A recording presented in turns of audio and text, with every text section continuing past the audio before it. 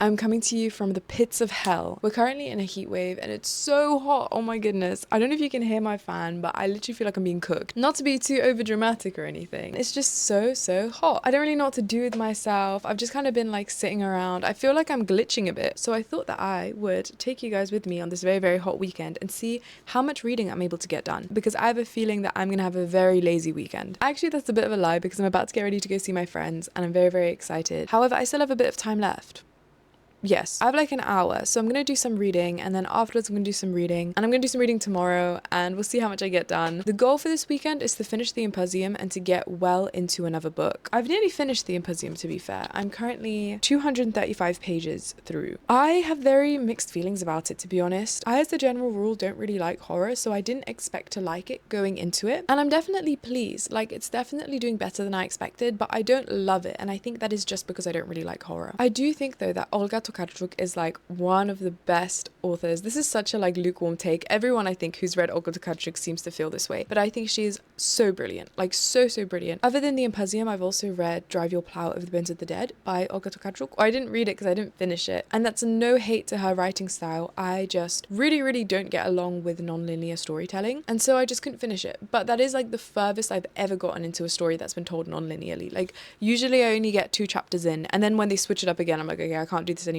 But I nearly stuck all the way through. Like, I think I had like 1 chapter left. It was kind of ridiculous that I stopped reading it. First of all, the way she writes is so beautiful, so lyrical, so magical. She has this way of describing things that's so captivating. Mundane things are so beautiful and poetic and interesting. Also, the way in which she tells stories I think is brilliant, because both the Imposium and Drive Your Plow Over the Bones of the Dead were not the genres that they were advertised to be, I guess. I don't really know how to explain this. This is supposed to be a horror story, and Drive Your Plow Over the Bones of the Dead is like a bit of a mystery thriller. And even though they are that, I feel like Olga Tokarczuk is using those genres as a vehicle to tell a different kind of story. And in both cases, it's this really deep, beautiful, profound, philosophical reflection on life. And I love that. I love that kind of stuff. It's quite existential. There's a lot of theology. There's a lot of references to Polish culture. And I really like that because I'm half Polish. So I find a lot of her work very comforting in that way. Also, I don't know whether it's just that she is so well read and like knows so much about niche subjects, or whether she does a lot of research and speaks to people before writing these books. But like in both books, I'll notice that there will be this huge tangent that like a character goes on, or like it's like a fun fact from the character's past, and it will be this really long tangent on this really niche, hyper specific topic. And it makes sense because so much of the philosophy and the conversation happens in conversations. Like, there's a lot of dialogue in her stories, and when you speak to people in real life, often it will turn out that someone is actually like super knowledgeable on some super niche subject. But the thing that I sometimes find when I'm reading this is like, this was written by one person. Like, Olga Tokarczuk just knows so much shit, and it's so interesting. It feels like she's info dumping at you, and I love when people info dump at me. It's just so brilliant. So I do really like the way she writes. The only elements of the story that I don't like are the horror elements, and like that kind of makes sense considering this is a horror story that would have those elements. This book also is very misogynistic, but it reminds me a bit of American Psycho in the way that it tackles misogyny. And perhaps I was gonna say that I'm probably not the best person to actually speak about that because I've not finished this book, and I also didn't finish American Psycho, but maybe I am in a position to talk about that because I'm reflecting on both of these books at this halfway point where at the beginning of both books, I think the misogyny is spoken about in really an intense way, to the point that it's comedic. The misogyny is just so strong that it's just funny because it's like, oh my god, I can't believe people actually think this way. This is ridiculous. But then later on in the books, and actually part of the reason why I just couldn't really stomach American Psycho, this misogyny that at the beginning is just like, oh my god, how do you even reach those conclusions? That's so like incorrect and like awful, starts to manifest in quite violent, horrible ways. It's not as bad in the Imposium. I struggle reading very graphic, violent, awful stuff, so I don't think I would have been able to read this far if it was too much. It's interesting the way that misogyny at first seems to come across as this absolutely ridiculous, silly thing. That same route then leads to such horrible, violent, awful stuff. And that's like, most people watching this probably know all about that, unfortunately, but it's really interesting to see written. I wish I could have stomached American Psycho because it was a really good read, and I'm glad that I am stomaching the Imposium. Also, it's interesting because the horror is kind of like scattered throughout. I was trying to explain to my boyfriend how the way I think of horror is like, someone arrives somewhere some things start to go a bit creepy wrong. Then something goes really, really wrong and it's super scary, and then there's a resolution. But with this, it opens, and in like the first chapter, there's already something quite horrific happening. And I was like, oh my god, if it's starting on this note, how bad is it gonna get? But then it's kind of forgotten about and not spoken about, and then something else a little bit creepy happens, and then it's forgotten about and not spoken about. And it's like so far been multiple kind of almost like plot lines of scary things happening, where it's like one spooky thing happened but it's not really been resolved, another spooky thing is happening but it's not been resolved, and another thing as well, and like none of these things are really resolved. So I don't know whether it's going to continue just being like drips of horror throughout, but the majority of the story is this really like, I don't really know. I keep using the word philosophical, but I think that's not really a good word to use because that is quite vague and not really exactly what I'm getting at. But still, this like, I guess, philosophical, for lack of a better word, this kind of story. Or whether all of these separate strands of horror are going to come together and be so, so scary at the end. And I don't know if I'll be able to handle that because, yeah, I really struggle with horror. But I've got like just over 100 pages left. So I'm going to try finish this tonight. I don't know. I was way too cocky in my last reading vlog and I said I was going to finish Monkey in like a day, and it took me like the whole vlog to finish it. But it's not that much left, and like I really am getting quite sucked into this. So I'm gonna try finish this tonight, maybe a bit of tomorrow, and then crack on with the next one. Anyways, I'm gonna go get ready, and I'm really, really excited because I'm about to have my favorite sandwich: Polish mayo, chicken, and tomatoes. It's so delicious and I'm so excited. I'm so happy. And then I'm gonna get ready and go hang out with my friends, which I'm really excited about because they're all back from university. Oh my god, they're all finished with university. Time to get a degree for real. Anyways, see you guys.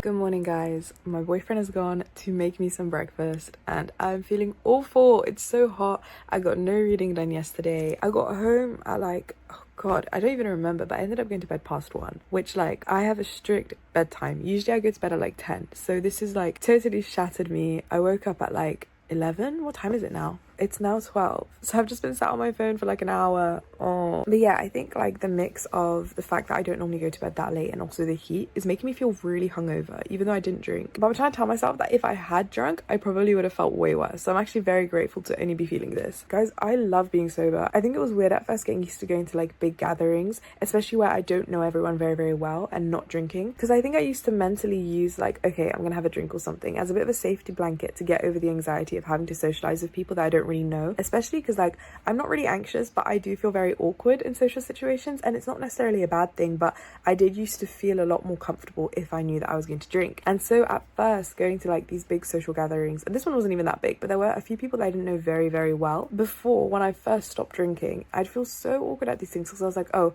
it would be so much easier if I could have a drink. But after having gone to a few of them, it's like, actually no, like I love not drinking. I love not drinking. Other than one day, I've been sober for like a year and a half now. Healthy queen, healthy queen. Anyways, I am going to go and brush my teeth and like get ready and stuff because I think that my breakfast is nearly ready because it's so hot. Also, sorry because I think the audio and the quality can be so bad because I'm recording on my phone. But because it is so hot, we're thinking of maybe going to like a big cafe that will definitely have aircon and revising because my boyfriend is doing his uni and I am starting my uni and I need to get ready for that. Oh my goodness, that's so delicious. Wait, where's the balls? I got the balls. I just finished Drive Your Plow. No, fuck. I just finished the Imposium.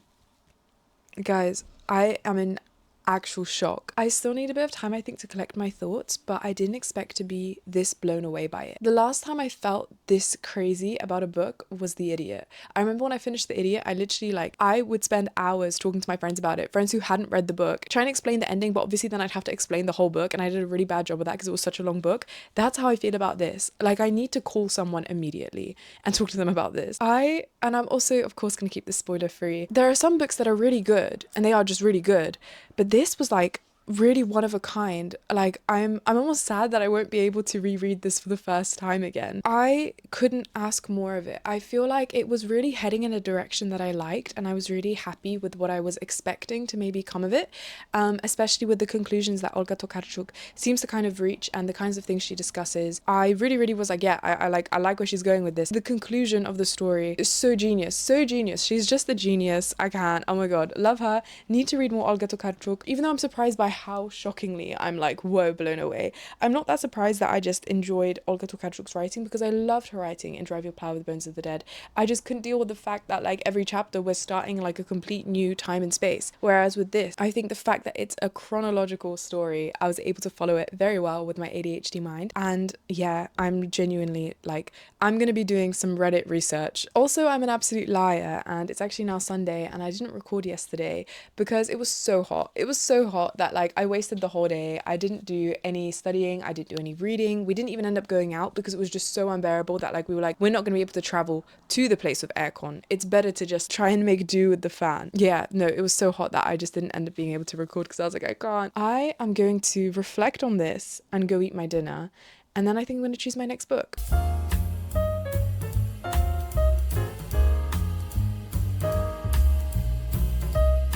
I hope this lighting's okay because I've got my seasonal depression lamp like blaring in my face. I have reflected a bit more on the Imposium, and I've also spoken to both my brother and my boyfriend about it, and I've convinced my boyfriend to borrow it, and he said he's gonna start ASAP. He's also coming over in like 15 minutes, so I don't know whether like he means that ASAP, but soon I'll have someone that I can speak to about it because both my brother and my boyfriend said that they don't want spoilers, so I've only been able to like vaguely talk about the things I want to talk about. But anyways, I think that was a 10 out of 10 or 5-star. I don't know what like metric I'm using, but either way, like full marks. With me, I have a very watered down glass of glow tea. I had all the ice in here melting, waiting for the glow tea to like get cool enough. So that's like very watery. It's probably like my favorite iced tea, I think. Like this is basically my substitute for water at the moment. As for what I am reading next, I have 2 contenders and a secret contender as well that I've been thinking about, but I don't think I will actually read yet. The secret contender is either The Castle or The Trial by Kafka, probably The Trial.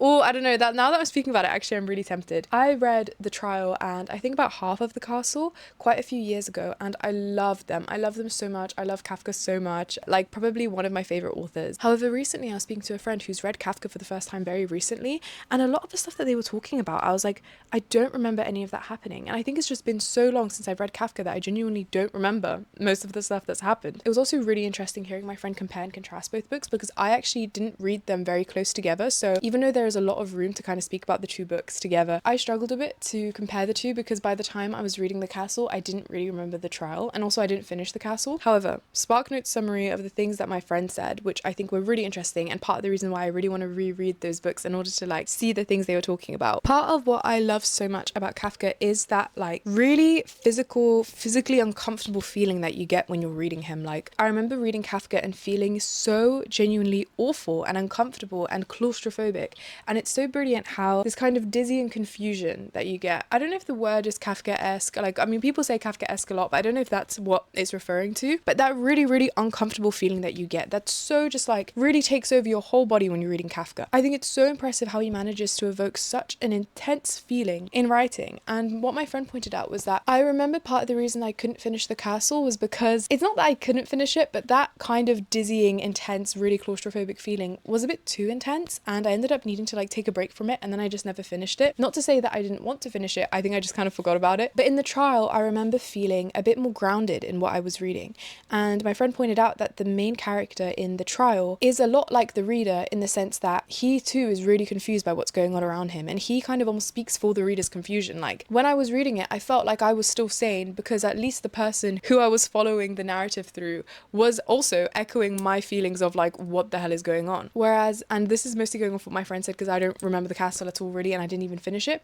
Apparently in The Castle, the main character is really fine with what's happening and doesn't seem to question the things happening around him. It feels like these side characters and the people that he encounters have that trait of like grounding the story and being like, what the hell is going on, and like trying to help him and being like, okay, this is a bit ridiculous, but the main character doesn't seem fussed about anything that's happening, and the main character adds this really like dizzying quality. And of course you're following the main character through the story, so it feels really confusing to have the main character echo the surroundings and the confusion and the kind of horror that you get in Kafka and not seem fussed by it at all, and like kind of spit that back at you as the reader, and that's why it makes it a bit more intense. I don't know if that's true because I don't remember The Castle, but I'd really love to read both of them and compare them. And also I think it would just be really nice to have a refresher of Kafka. However, at the moment I have got Perfume, to kind of stick on that slight horror vibe that I've got with the Imposium. Apparently this is Kurt Cobain's favorite book, and a lot of people I've met really love this book. I've been hearing about Perfume for many years, but I think the final thing that like pushed me over the edge and I was like, okay, I really want to read it now, actually happened like over a year ago. So clearly I've been putting it off still for a while. But about a year ago, when I was attending university, I was running this book club, and my friend was talking about Perfume at the book club, and was saying like, oh my god guys, like you need to read it. But the way she was describing it was so funny. Like, she is such a funny girl. I don't know if the story even is that funny. She just has this quality where everything she says is so charismatic and hilarious, and she's just like, you know, people who are just like natural born storytellers. I've always been really jealous of that trait, because I feel like I have a very poor way of explaining things, and I explain things very boringly, and I get very like confused by the things I say, because like, I don't know, my thoughts always jumping around all over the place, and I struggle to kind of like stick to one thing. But the way she tells stories are just so funny, and since then I've been like, damn, I really want to read Perfume, because I really want to experience firsthand what she was getting at. However, that was like over a year ago, so I have been taking my sweet time, but maybe today will be the day. Although I think not, because there is a book that is tempting me even more, and that is Ivan Turgenev's On the Eve. I love Turgenev, oh my goodness, I love his work so much. Fathers and Sons is one of my favorite things I've ever read, I think. I've not read it recently. It's another one of these books that like, I think I need to do like a big reread summer, to be honest, because I'm always like, oh, I love this book, I love this author, but I don't remember anything that they actually wrote about, and I don't remember the work in itself because it's been so long. So yeah, I need to reread all these things so that I can make sure that I'm telling the truth when I say I love these works. However, from what I remember, I really love Turgenev. I most recently read First Love by Turgenev, and I really enjoyed that. Although not as much as Fathers and Sons. I think Fathers and Sons was my favourite, which is kind of basic because that's like his most known work. However, I've had On the Eve for very long, and I think I found this in a charity shop, and it was £3. So of course, being a Turgenev lover, I had to get it, and I've still not read it. So I think it's about time I stopped neglecting Turgenev and I read. What is this even about? Okay, this is good because I've been saying that I want to reread First Love, and this sounds like to be kind of the same vibe. A love story with a tragic ending, On the Eve portrays the everyday life and scenery of a Russian country estate. Much of the novel's pleasure lies in its humorous sketches of the gentry, and its sadness in Turgenev's fluid and exquisite sense of love's emotional weather. I tend to not really like classic love stories. I don't know if it's because I'm a bit grumpy or because I'm a bit avoidant, but I tend to feel a bit uncomfortable reading like really beautiful, poetic, like classically romantic romance stories. But I really like Turgenev, I think because like there is this really sour tone to his romance. There is this really awful, I don't know, it's just, it doesn't really go well a lot of the time. And I think that usually it feels like the focus isn't even so much on the love as the main character's internal state and turmoil and like pain that they're going through. And I think I tend to prefer that kind of stuff a bit more than traditional romance, which is like maybe reflective of something I should work on. I don't know. Exciting. But yeah, I think it's going to be On the Eve. I think we already know. However, I don't know how much reading we're going to get done tonight because I actually this morning cheekily installed Deltarune and I'm really enjoying it. So I think I'm going to play a bit of Deltarune, but I don't like using screens before bed. So I'm probably going to like clock in a shift at On the Eve right before bed for like, I don't know, ideally an hour, but like it never really is. And then I'll try to get lots of reading done tomorrow and I'll get back to you guys on how I'm finding it. Good night.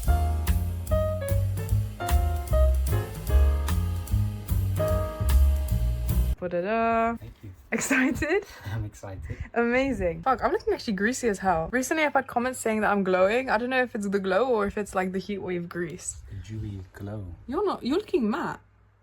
Yeah. Well, what's your skincare routine of the day? The cleanser that you bought me and the simple moisturizer. Damn. Anyways, I'm very excited for you to read the book because something else I've just thought about. This is the kind of book that is so good to like geek out over. Like I wish I'd studied this in school and then I had to write a like huge 6-page essay on and I was forced to and I was going to be marked on it. Like this is that kind of book. I don't know. It's just I'm reflecting on it and there's like, I don't know, I can't say too much to you guys or to you. There's just so much to analyze and there's so much symbolism throughout that like isn't apparent while you're reading it, but at the end it's like, oh fuck, it's just so rich with symbolism and there's so much to analyze and pick apart and like so much that like makes sense once you put it in the context of something else. And it's like, especially, yeah, I don't know, I can't say anymore. I've been on Reddit, I've been on the web, I've been reading some reviews, and there's so much I need to speak to you about. And I also like someone has to mark an essay by me. I need to have an essay due in tomorrow and I need to have a big classroom discussion. I wish I'd read this at school. That's my opinion. It really struck me. Like, truly, it's not just like a book that is just good. In the same way that after I read The Idiot, I was literally just like, oh my fuck, like, what the hell? Like, this has like changed everything. That's how I feel about this book. Can I interview you at can I interview you at some point for my channel? Yeah, at some point. I've reread some of my favourite. I'll be a bit more fresh to talk about them. I literally was just talking about, before you came over, I was recording a segment for the video and I was talking about the fact that like I need to reread so much, because I'll say, oh, I love Kafka, and then I don't remember anything Kafka ever wrote. Or I'll be like, oh, I love Turgenev, I love Fathers and Sons. I could not tell you the plot of that book. Yeah. Anyways, so interview question number 1 for our preliminary interview that we're doing before the Reread Summer interview. What's a very profound book? The kind of profoundness that I'm kind of describing, right? What's a book that has had that effect on you? I mean, I also found the same thing with The Idiot by Dostoevsky. Twin. The Brothers Karamazov. With a book humongous like that, you'd kind of hope it's going to be profound. Damn. Maybe this. Maybe. We'll find out. Bye, Boise. Bye.